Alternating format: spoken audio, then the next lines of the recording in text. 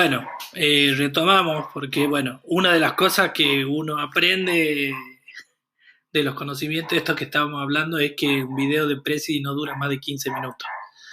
Lo vamos a tener en cuenta para la próxima clase. Bueno, habíamos quedado en la primera parte que, bueno, estábamos hablando de la heterogeneidad de conocimientos que tenemos y que manejamos para desenvolvernos en la vida cotidiana. Nos queda entonces, si esto es así, si nosotros nos movemos en la vida cotidiana, no solamente con una gran cantidad de conocimientos que nos resultan necesarios para nuestra desenvolvernos socialmente, etcétera, etcétera, una pregunta que tiene que ver si todos esos conocimientos son igualmente confiables.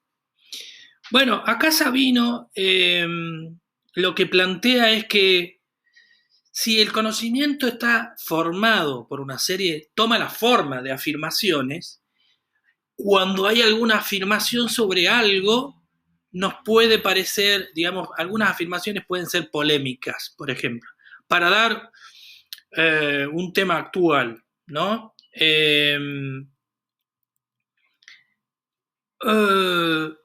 Cuando empezó la pandemia se sabía poco sobre el coronavirus, que después le cambiaron el nombre a COVID-19, y supongamos que entre las cosas que fuimos conociendo durante este proceso que estamos atravesando a nivel global, era que era un virus que tenía unas particularidades especiales, digamos, que era pariente, digamos, de otros virus que habían aparecido antes, como el SARS, que se reproducía de una manera mucho más rápida, que era mucho más contagioso, que podía contagiar incluso, en fin, aunque la persona que fuera portadora del virus fuera asintomática. En fin, y al mismo tiempo han salido una serie de informaciones a nivel de toda la prensa, de las redes sociales, como por ejemplo que, bueno, el virus, por ejemplo, el Reino Unido decidió aplicar la teoría de que era mejor que todos se contagien rápido para que puedan desarrollar un sistema inmunológico que rechace el virus, por ejemplo. Con el tiempo se vio, y de hecho lo vio el gobierno del Reino Unido, que eso no funcionaba. Y entonces nos lleva a la segunda pregunta, que es, ¿cómo sabemos lo que sabemos? Bueno, en el ejemplo que estamos hablando del coronavirus o del COVID-19, en general nosotros recibimos información de distinto tipo. Una es información, digamos, de buena calidad, en el sentido de que son expertos o científicos que hablan sobre el tema o sobre lo que se sabe hasta hoy, porque tengan en cuenta que un virus que, digamos, sobre el cual se está aprendiendo sobre la marcha. El virus hizo su aparición en el mundo en diciembre, es decir, no hace tanto tiempo. Pero también hay información que sale en las redes sociales, tome leche de burra y no le va a hacer nada, en fin,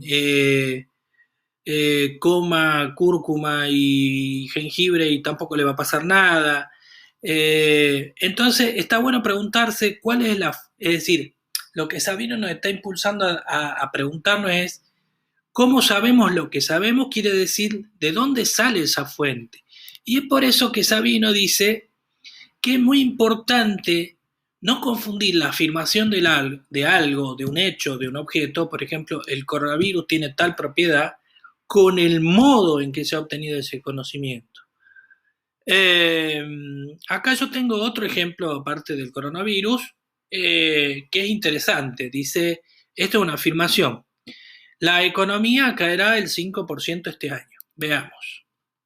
Acá hay un cuadrito que muestra, digamos, las estimaciones de la economía en América Latina después del coronavirus. Entonces, en rojo está, digamos, el crecimiento del Producto Bruto Interno, y en negro está el Producto Bruto Interno después, o sea, entre el 20 y el 21, los efectos económicos, digamos, de la pandemia.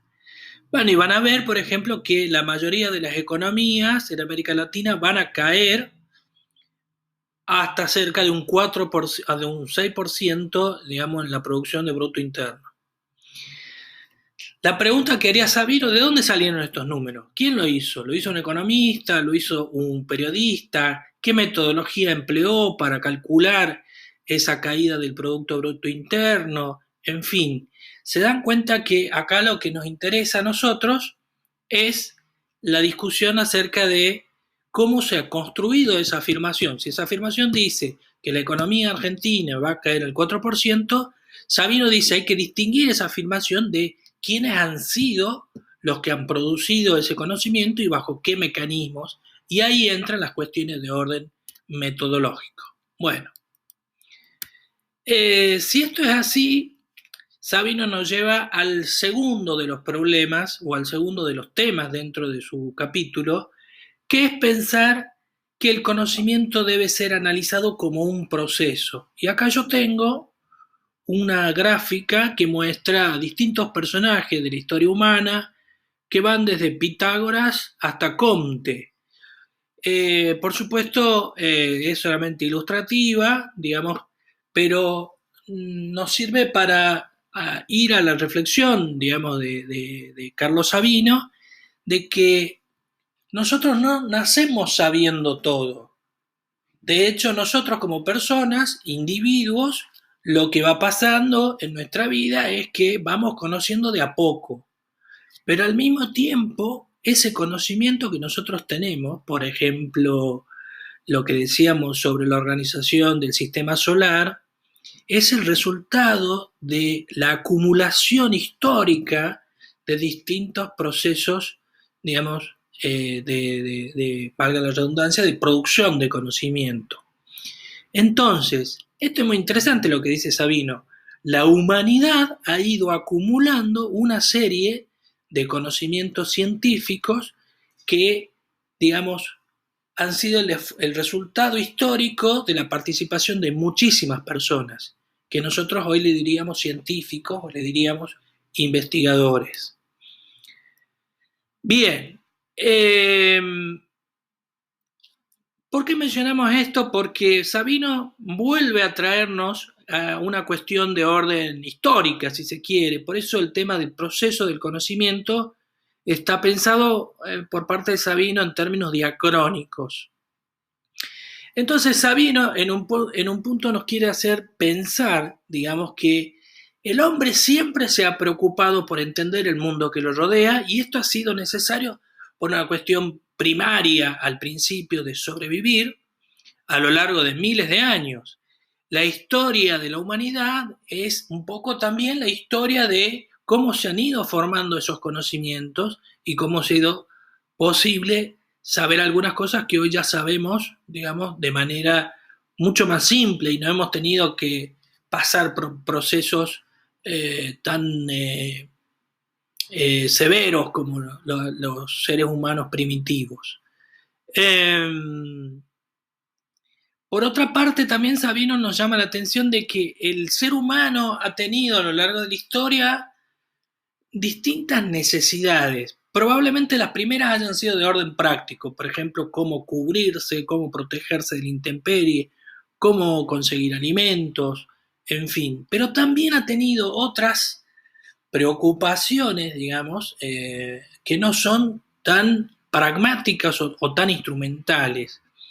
Sabino dice que la historia de la humanidad habla de que el hombre siempre se ha preocupado por su lugar en el mundo, por el cosmos que lo rodea como una totalidad. Y ahí las preguntas son de otro tipo. Sabino, por ejemplo, llama la atención acerca de que cuando el ser humano tiene cuenta, digamos, de que es un ser finito, en el sentido que en algún momento va a dejar de existir, las preguntas se ponen, son de otra naturaleza. ¿Por qué estamos en este mundo? ¿Cuál es la finalidad que tenemos? Es decir, pueden aparecer preguntas que no son cómo se hace fuego, sino cuál es la existencia o la razón de ser de nosotros como especie en este mundo. De manera tal que esa heterogeneidad de necesidades que ha tenido el hombre como especie ha dado como resultado una serie de conocimientos muy distintos. Él los agrupa en 4, pero podrían ser más, en el mágico, religioso, filosófico y el científico. Veamos eso entonces. Acá están, en estos dibujitos que están acá, por ejemplo, nos muestra esto que decíamos al principio, el conocimiento instrumental, que tienen los primitivos por cómo generar fuego, tanto para generar calor como para cocinar alimentos. La ilustración de abajo muestra a los egipcios cuando aprenden la técnica del cultivo, la agricultura. Ustedes saben que la aparición de la agricultura hace 4.000 años antes de Cristo, digamos, dentro de lo que se conoce la Mesopotamia, ha permitido que la especie humana deje de ser nómade y se vuelva sedentaria.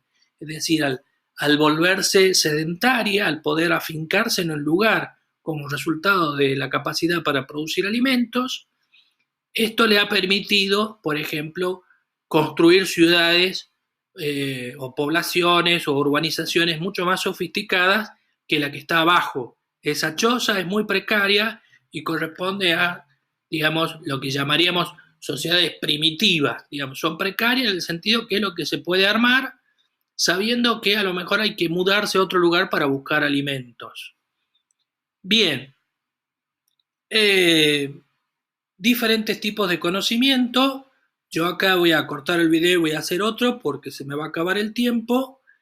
Simplemente acá los vamos a mencionar y los vamos a ir desarrollando. El mágico, el religioso, el filosófico y el científico. Vamos a cortar acá y hacemos un tercer video para terminar de explicar esto.